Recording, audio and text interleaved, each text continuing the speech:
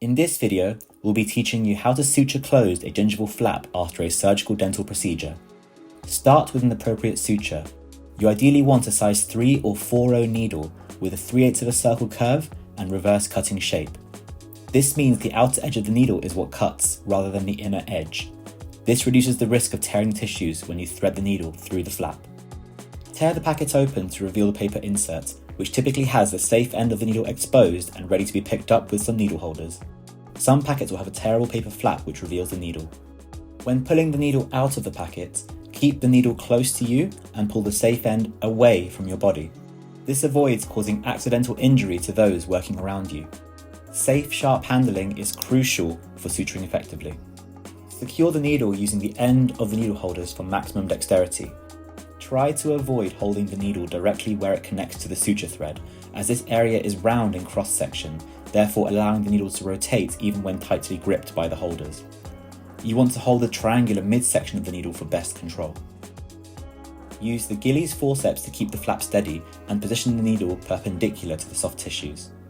You want the needle to insert through the full thickness of the tissue rather than at an angle, as this risks the flap tearing. Curve your wrist to push the rest of the needle through and grab it from the other side.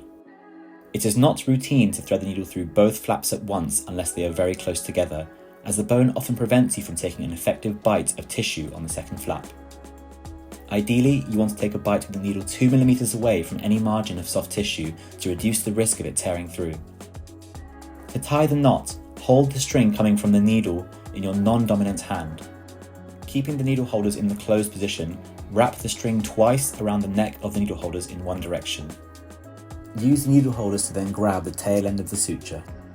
Keep the needle holders near the flap to avoid creating a super long tail. Then, slide the loops of thread off the neck of the needle holders and use your non-dominant hand to pull the string away until the knot starts to form. Pull this tight. The flap should approximate but will be unstable. Delicately perform the second knot without pulling too much on the strings, as this will cause the first knot to loosen. The second knot is a single loop around the needle holders in the opposite direction to your first 2 loops. Once secure, you can perform the third and final knot, which is 1 or 2 loops in any direction to secure the entire structure and reduce the risk of the suture coming loose too early.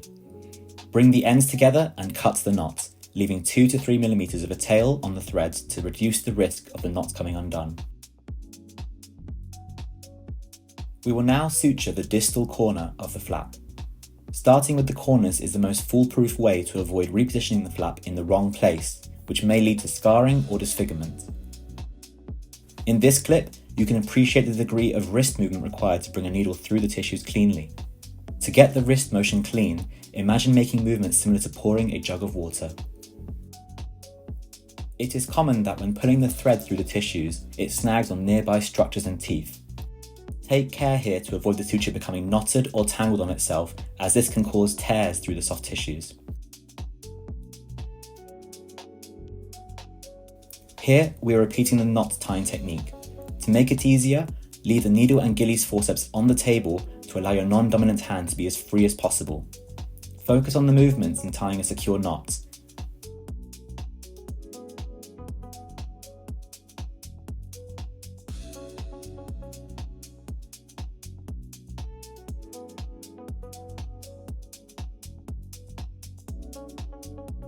Try and position the knot at the end so that it lands on the buccal aspect of the wound, meaning it is easier to clean and less bothersome for the patient's tongue.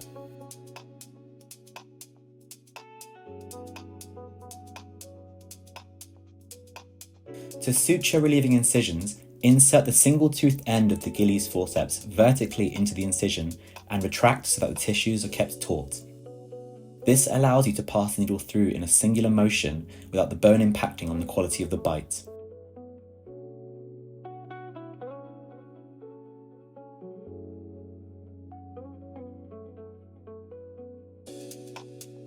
You can see that when I tie the knot, I use my middle finger a bit like how one would use dental floss to ensure that the knot is secure. Avoid excessive force, as this can cause the suture thread to tear.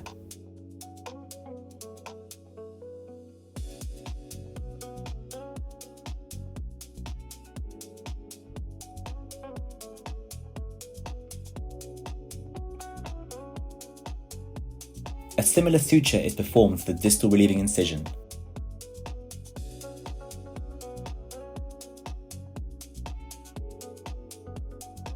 This suture requires good wrist dexterity to ensure the needle passes through both flaps of tissue in one motion.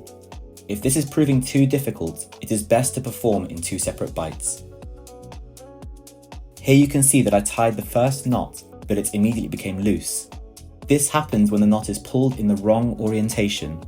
You ideally should have the twist of strings laying flat over the wound and forming a box shape on closure rather than a triangular shape. To correct this, switch the direction in which you are pulling the tails so that the knot lays flat. This helps ensure a tighter, more secure knot. Again, being delicate with your movements in the second and third knot tying stages is crucial to not disturb the tightness of the first fragile knot. Sometimes, multiple sutures are needed to close a relieving incision. For tighter areas such as this, take a full thickness bite with the needle by keeping it perpendicular to the tissue. Then, manipulate the needle so the center of rotation is at its tip, and finally slide it along to avoid it getting caught on the bone.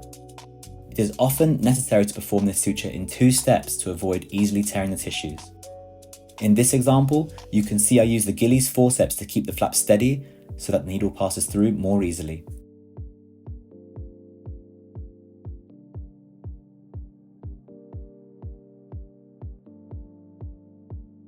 In this example, you can see that I've created an unintended knot in the string by looping it over itself. Always check for these before pulling the thread tight, as it is easier to correct at this stage.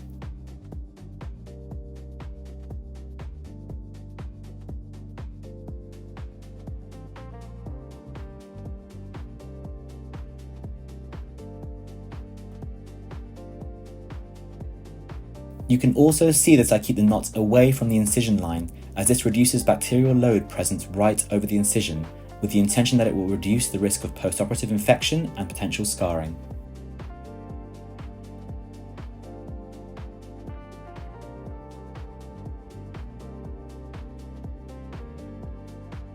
Finally, to close over the socket, we'll perform a figure 8 knot.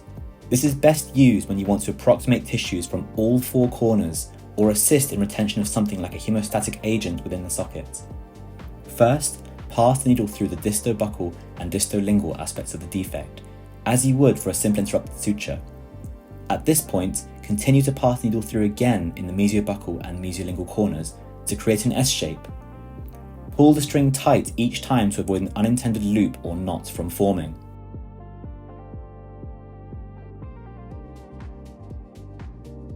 Once done, tie the knots to form the cross, laying it flat over the top of the wound. By tightening, you bring the entire wound together, but excessive force can still cause tears to occur. Being delicate with your second knot is crucial, as this first knot in a figure 8 suture will become more easily undone compared to a simple interrupted knot, simply due to the increased tension on the flap.